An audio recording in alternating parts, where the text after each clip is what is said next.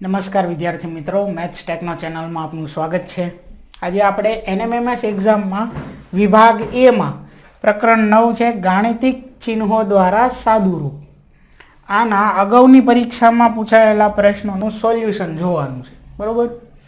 સૌથી પહેલા એ આપેલું છે નીચે આપેલા પ્રશ્નમાં આપેલ સૂચના અનુસાર ઉત્તર આપો, બરોબર। અહીંથી આ જે છે આ સૂચના છે જેના આધારે આપણે જોવાનું છે, બરોબર। આ જે છે અહીંયા સુધીની સૂચના છે, બરોબર। પ્રશ્ન આટલો છે જેમાં ઉપરની જે છે એ સૂચના છે શું છે કે જો પ્લસનો અર્થ ગુણ્યા એટલે કે આ વત્તા જે છે એ નથી આપણે સમજવાનું, આપણે અહીંયા શું જોવાનું, અહીંયા ગુણ્યા, ત્યારબાદ માઇનસ એનો અર્થ શું છે ભાગાકાર, હા, ત્યાર પછી છે ભાગ્યાનો અર્થ વત્તા, અને બીજું તો આનો જવાબ આપવાનો છે, બરોબર। ઉપર જે સૂચના આપી એના આધારે આનો જવાબ આપવાનો છે। હવે જો આ સંખ્યા તો એમ નામ રાખવાની 288।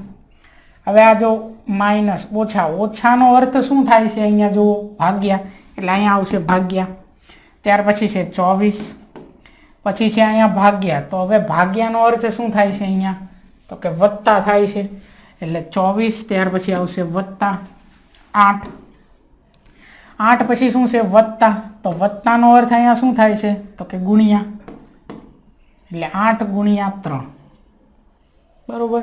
હવે આના બરાબર જવાબ લાવવાનો છે આપણે, તો અહીંયા શું થાય, પહેલા તો ભાગાકાર થાય, બરોબર।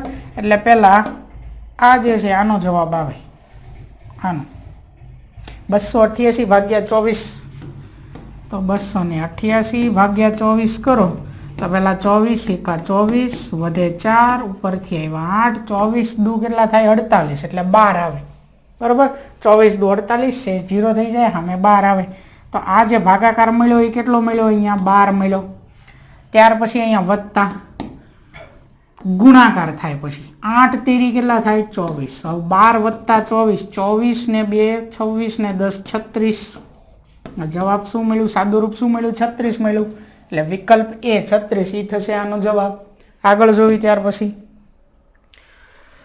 સૂચના એ જ છે, બરોબર, પણ અહીંયા શું થશે ગુણ્યાનો અર્થ અહીંયા થાય છે ઓછા, ભાગ્યાનો અર્થ થાય છે વત્તા, અને વત્તાનો અર્થ થાય છે ગુણ્યા, તો આપણે આનો જવાબ આપવાનો છે આટલાનો। અહીંયા શું આપેલું છે 16 ગુણ્યા 5, આ છે કૌંસમાં, ત્યાર પછી છે ભાગ્યા 5 વત્તા 3, બરોબર। આના બરાબર જવાબ આપવાનો છે। હવે સૌપ્રથમ તો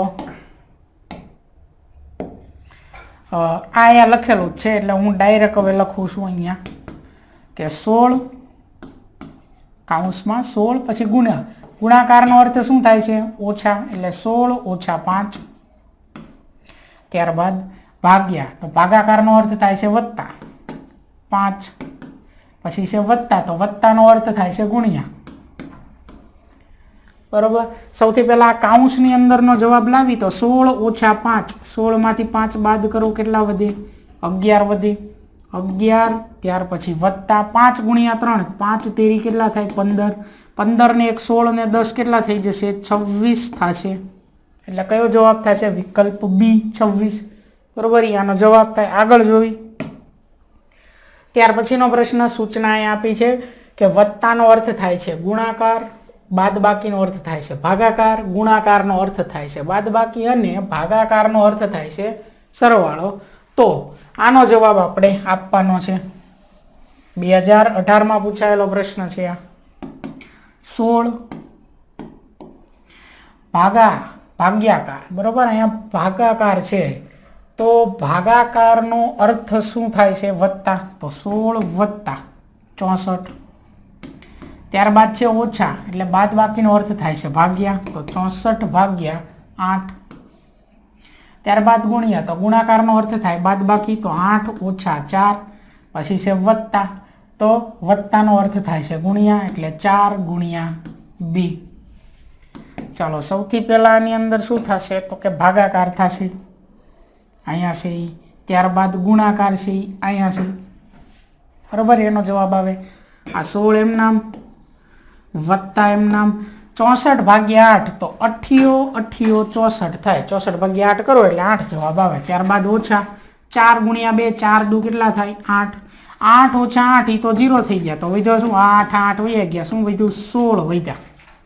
બરોબર, 16 વધ્યા. અથવા તમે એમ પણ કરી શકો. બરોબર, 16 વત્તા 8 ઓછા 8. 16 ને 8 કેટલા થાય 24 અને 24 માંથી 8 બાદ કરો એટલે કેટલા વધે 16 વધે.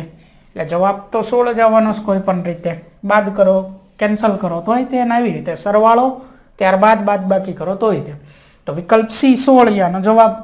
આગળ ત્યાર પછી કે જો a નો અર્થ માઇનસ b નો અર્થ ભાગાકાર, c નો અર્થ વત્તા અને d નો અર્થ ગુણ્યા હોય તો 15b 3c 24a 12d 2 બરાબર શું થશે?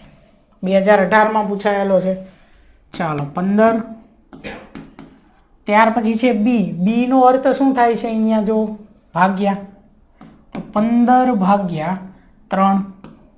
ત્યાર પછી છે c નો અર્થ થાય છે વત્તા, એટલે c પછી આવશે પ્લસ 24. પછી છે a એટલે છે માઇનસ 24, પછી આવશે માઇનસ 12. ત્યાર પછી છે d નો અર્થ થાય ગુણ્યા 2. હવે આનો જવાબ લાવવાનો છે. પહેલા ભાગાકાર 3 5 15, 15 ભાગ્યા 3 કરો એટલે 5 આવે. ત્યાર પછી વત્તા, પછી છે 24, પછી છે ઓછા 12 ગુણ્યા 2 એટલે 12 દુ કેટલા થાય 24, વત્તા 24 ઓછા 24 કેન્સલ થઈ જાય. જવાબ આવે સીધો 5. બરોબર, સરવાળો કરીને લાવો તો જવાબ તો એ જ આવશે. તો વિકલ્પ બી 5 એ જવાબ થાય.